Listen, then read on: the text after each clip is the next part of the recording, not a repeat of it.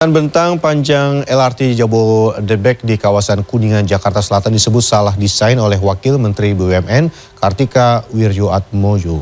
Kesalahan ini membuat kereta harus melambat saat melewatinya. Hal ini menimbulkan pertanyaan terkait keselamatan oleh calon pengguna LRT Jabodebek. Kita simak laporan khas redaksi.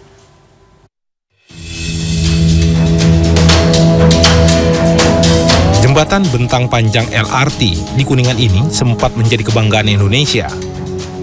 Tahun 2019, Museum Rekor Dunia Indonesia MURI mencatatkan jembatan ini sebagai struktur jembatan kereta api lengkung dengan struktur beton terpanjang negeri ini.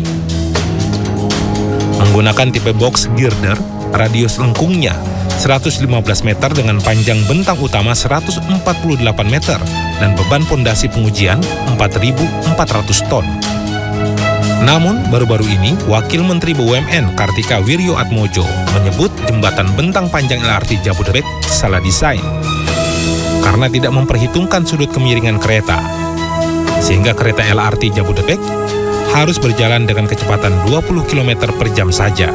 Sebenarnya mau nyoba, tapi kemarin tuh baca di berita katanya ada yang salah desain atau segala macam gitu ya, pokoknya ada masalah. Padahal itu kan proyek lama dan udah nggak sabar mau nyoba karena kan ini macet banget, tapi kalau banyak masalah harusnya dikaji ulang lagi gitu. Untuk nyoba LRT ini bakal khawatir, jadi mending nunggu yang fixnya gitu. Misalnya nunggu benar-benar benar-benar bagus LRT-nya gitu. Perancang jembatan LRT Longspan Kuningan, Arvila Deli Triana mengatakan, jembatan ini dibangun mengikuti rencana jalur atau alinyemen yang sudah dibuat Kementerian Perhubungan. Perancangan jalurnya sudah mengikuti kemampuan dari kereta LRT Jabodebek. Jadi simulasinya dilakukan betul-betul sesuai dengan beban rencana, itu sudah berjalan dengan baik. Jadi kalau ada pemberitaan bahwa jembatan ini tidak aman, mungkin dicermati dulu pernyataan Pak Wamen. Sebetulnya yang beliau pertanyakan itu adalah terkait adanya kecepatan yang menjadi rendah pada saat melewati longspan lengkung LRT ini. Jadi bukan struktur jembatannya yang dikhawatirkan tidak kuat. Nah, tetapi memang kecepatan ini dibatasi oleh alinyemen. Alinyemen dibatasi oleh lokasi yang memang sangat terbatas sehingga membentuk suatu radius yang cukup kecil sehingga LRT yang lewat kecepatan menjadi lebih rendah. Jembatan bentang panjang LRT Jabodebek ini juga sudah diuji oleh Kementerian Perhubungan dan Kementerian PUPR dengan menggunakan simulasi. Kereta LRT melewati jembatan dengan diisi karung pasir yang beratnya disesuaikan dengan kondisi kereta ketika dipenuhi penumpang. Hasilnya, jembatan aman untuk dilalui kereta LRT Jabodebek. Ini terkait dengan struktur tadi.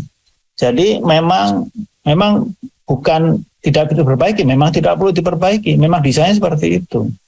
Jadi jangan salah, ini tidak perlu diperbaiki, memang sudah desainnya demikian. Ini akibat memang tadi saya sampaikan karena harus mengikuti trase jalan. Nah, nggak mungkin lagi dilebarkan lagi gitu ya. Nah, dari awal dari tim desainer sudah tahu bahwa pasti akan terjadi seperti ini.